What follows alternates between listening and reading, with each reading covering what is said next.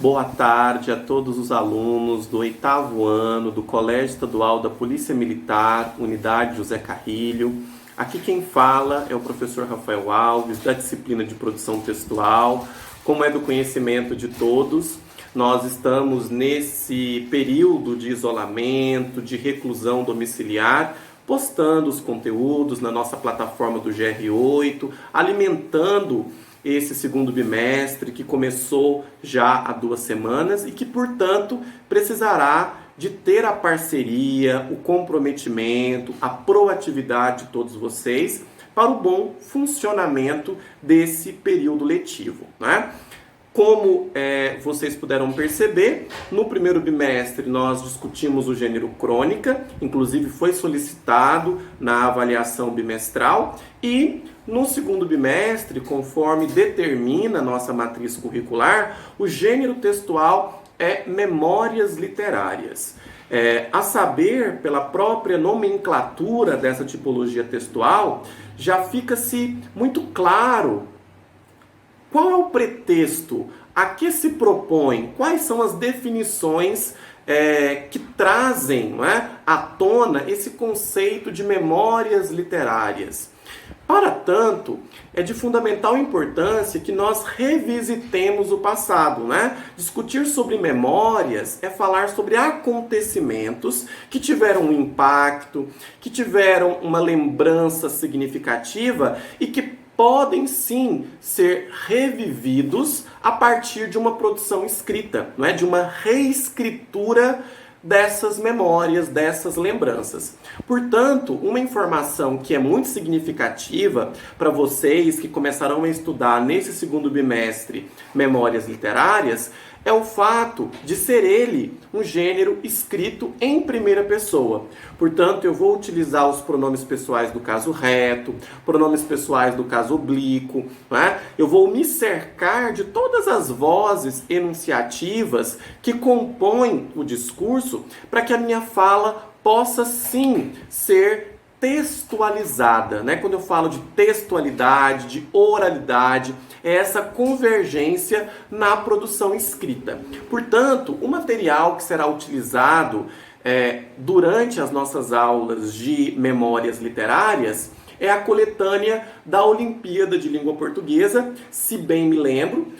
Para você que está acompanhando essa aula, é perfeitamente possível fazer o download dessa apostila se você acessar o site do SEMPEC, o www.sempec.com.br. Você consegue acessar esse material, fazer o download, ter ele salvo no seu computador, no seu celular, para que você possa acompanhar as nossas aulas de forma mais interativa, né?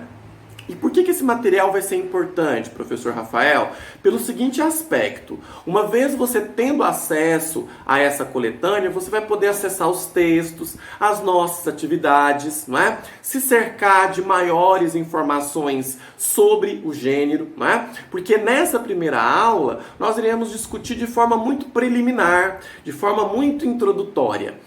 É a partir dela que nós daremos início às nossas compreensões sobre esse relato testemunhal. Porque uma forma de compreender o gênero é também analisando o seu componente de relatar uma experiência, dito em primeira pessoa, e nós temos algumas referências, como por exemplo o texto da Zélia Gattai, parecida, mas diferente. Nós iremos ouvir alguns trechos, né? E enquanto nós estivermos ouvindo, eu gostaria que vocês se atentassem, né, para a estrutura do texto. Eu vou fazer algumas pausas ao longo da leitura e comentar com vocês acerca dessa estrutura. Então vamos lá. Parecida, mas diferente.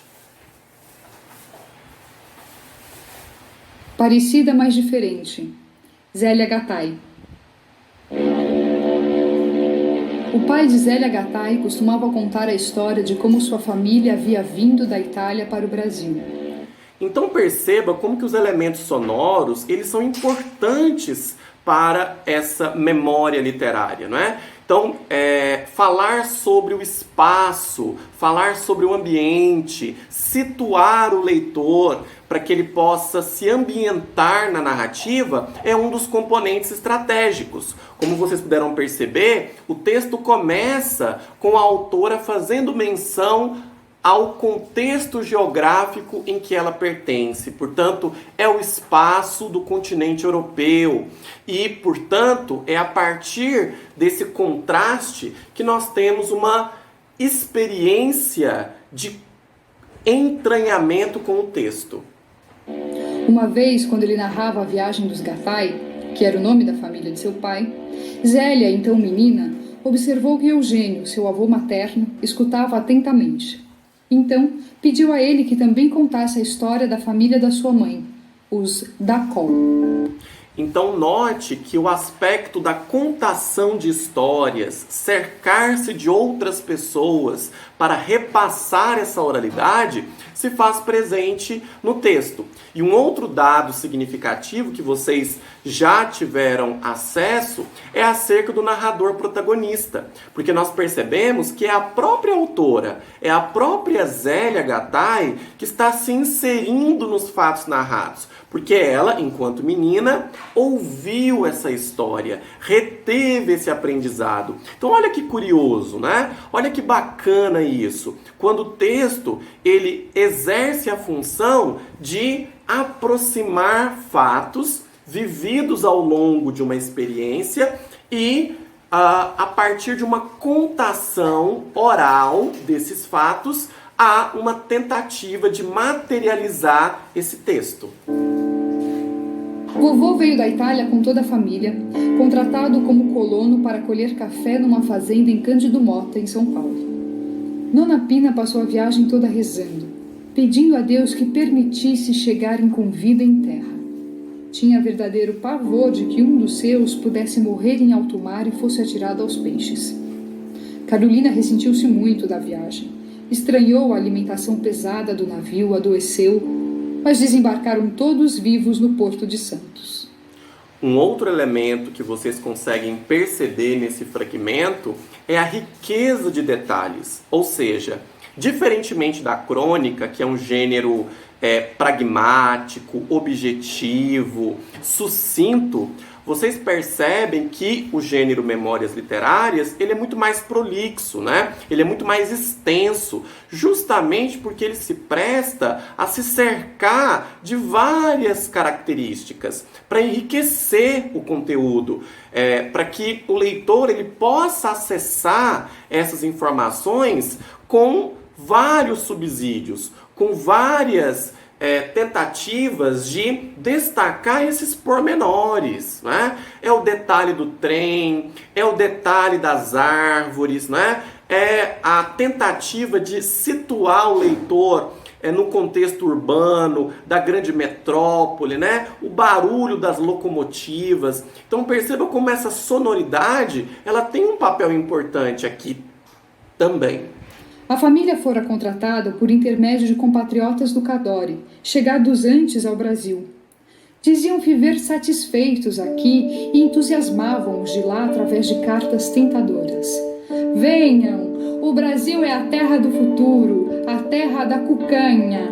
Pagam bom dinheiro aos colonos, facilitam a viagem. Um outro aspecto que também tem que ser considerado nas memórias literárias é a utilização das interjeições. Como vocês sabem, a interjeição ela é uma classe gramatical, uma classe de palavra que dificilmente está presente nos textos formais, justamente porque ela marca muita autoria, ela marca muita subjetividade. E no caso de se tratar de um gênero testemunhal, um relato de experiência, um relato pessoal, acaba que as interjeições, elas darão esse aspecto de proximidade. O leitor, ao decodificar o texto, ele vai construir uma empatia, ele vai construir uma aproximação e todo esse repertório, ele é muito bem-vindo, porque se nós estamos pensando em interpretação de texto, em produção, né, de sentido, de significação, faz-se necessário que se volte também para a seleção do vocabulário. Então nós vamos perceber que o gênero memórias literárias, ele faz uso, né, de determinados léxicos que caíram em desuso. E por que isso, professor?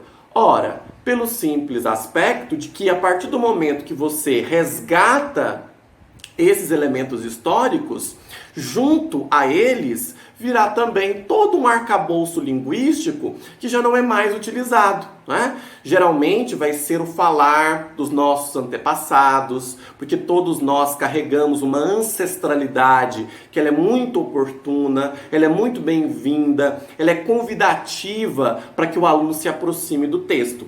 Então perceba que as interjeições, elas são classes gramaticais muito utilizadas na construção das memórias literárias.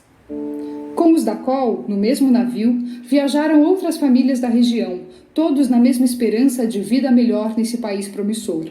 Viajaram já contratados, a subsistência garantida. Em Santos, eram aguardados por gente da fazenda, para a qual foram transportados, comprimidos como gado num vagão de carga. Perceba que nós também temos uma estrutura de um monólogo, não há um diálogo em memórias literárias. Porque o narrador, quando ele se coloca na condição de protagonista, que não necessariamente está distanciado dos fatos narrados, ele também se limita tão somente a apresentar, não é?